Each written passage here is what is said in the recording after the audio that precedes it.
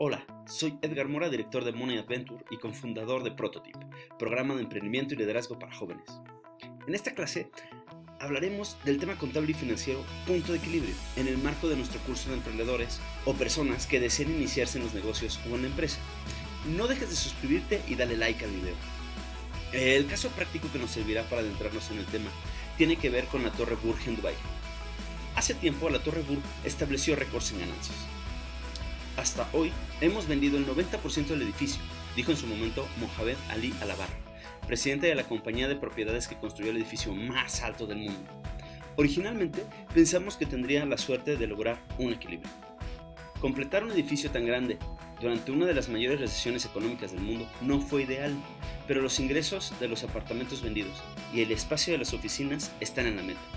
La venta del 80% del espacio disponible hubiera significado que la empresa de construcción Emaar se hubiera recuperado, pero al atraer y retener el interés de suficientes corporaciones para que solo el 10% del espacio estuviera vacío, Burj Dubai ya es rentable en la semana en que se completa.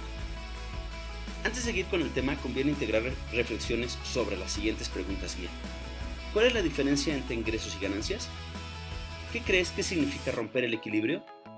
Si solo se hubiera vendido el 80% del espacio de oficinas y apartamentos Burj Dubai, ¿habrían aconsejado a los desarrolladores que reduzcan los precios del espacio restante? Muy bien, iniciemos con los conceptos básicos. El punto de equilibrio es el nivel de producción en el que los costos totales son iguales a los ingresos totales. Si una empresa puede calcular la cantidad de equilibrio que debe venderse para cubrir todos los costos, será más fácil tomar decisiones importantes de producción y de comercialización. En el nivel de equilibrio de la producción y las ventas, el beneficio es cero. Esto debe significar que es el punto de equilibrio. Los costos totales son iguales a los ingresos totales. No se hay ganancias o pérdidas. El análisis de equilibrio se puede realizar de tres maneras: el método gráfico, la tabla de método de costos-ingresos y el método de fórmula. El método gráfico en sí se puede dibujar mostrando solo tres datos: los costos fijos, que a corto plazo no variarán con el nivel de producción y que deben pagarse ya sea que la empresa produzca algo o no, como las rentas.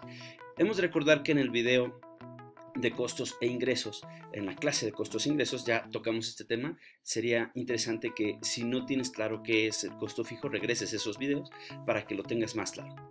Costos totales, que son la suma de los costos fijos y los variables. Asumiremos, al menos inicialmente, que los costos variables varían en proporción directa a la producción. Ingresos por ventas, obtenidos al multiplicar el precio de venta por el nivel de producción. La línea de costo fijo es horizontal, que muestra que los costos fijos son constantes en todos los niveles de producción. La línea de costo variable comienza desde el origen cero. Si no se producen bienes, no habrá costos variables. Aumenta a una tasa constante y en cada nivel de producción. Muestra que los costos variables son iguales a la cantidad por el costo variable por unidad. La línea no es necesaria para interpretar el gráfico y a menudo se omite. La línea de costo total comienza en el nivel de los costos fijos, pero luego sigue la misma pendiente, gradiente de los costos variables. Los ingresos por ventas comienzan en el origen cero. Como si no se realizaran ventas, no puede haber ingresos. Aumenta a una tasa constante y en cada nivel de producción. Muestra que los ingresos totales son iguales a la cantidad de producto por el precio. En el punto en el que el costo total y las líneas de ingreso por venta se cruzan, es el punto de equilibrio. A niveles de producción por debajo del punto de equilibrio, el negocio está perdiendo. En niveles de producción por encima del punto de equilibrio, el negocio está obteniendo ganancias. El beneficio se muestra por la diferencia positiva entre los ingresos por ventas y los costos totales, a la derecha del punto B, del punto de equilibrio. La ganancia máxima se obtiene a la salida máxima y se muestra en el gráfico. Te estoy colocando en la diapositiva los tres métodos de una manera gráfica para que los puedas observar. Por un lado, en el método de la tabla tienes que ir por cada unidad vendida o por cada cientos de unidades vendidas o por cada miles de unidades vendidas, como sea más fácil para la persona que lo está traduciendo. Tendrá que ir unidad por unidad o cada cientos de unidad para ver cuáles son sus costos variables, costos fijos, costos totales y el ingreso total. Cuando se llegue entre los costos y los ingresos a cero y ya empieza a haber una ganancia, ya empezamos a obtener un equilibrio. Hablando de la fórmula, la veremos al final. Y la gráfica que te pongo a colores, que tiene tres colores, es la primera de izquierda a derecha, o de derecha, depende de si tú lo estás viendo en la pantalla, vas a encontrar una gráfica que tiene tres colores, el amarillo, el verde y el rojo. El punto de equilibrio es precisamente el punto en el que se intersectan las líneas ingresos, que después de ese punto de equilibrio ya es profit, o sea, utilidades, y las variables, el costo total, sumando el costo variable y el costo fijo. Entonces, el punto de equilibrio es el punto que tiene una línea pintada hacia abajo. En el eje X tienes las unidades de salida y en el eje Y hacia arriba tienes las ventas y los costos en dinero. Bien, el margen de seguridad es el monto por el cual el nivel de ventas excede el nivel de salida del punto de equilibrio. Esta es una indicación útil de cuánto podrían caer las ventas sin que la empresa caiga en pérdidas. Por ejemplo, si la producción de equilibrio es de 400 unidades y la producción actual es de 600 unidades, el margen de seguridad es de 200 unidades. Esto se puede expresar como un porcentaje de punto de equilibrio. Otro concepto fundamental es el de la contribución por unidad.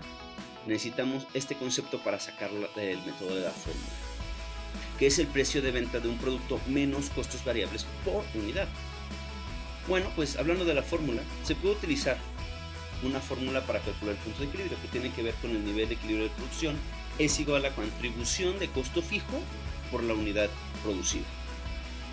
¿Cuál es la utilidad de estos análisis de punto de equilibrio que seguramente algunos la habrán escuchado por ahí o algunos de manera instintiva lo han hecho, sacando sus costos, sus gastos y los ingresos que van a generar por la venta de algún producto o servicio?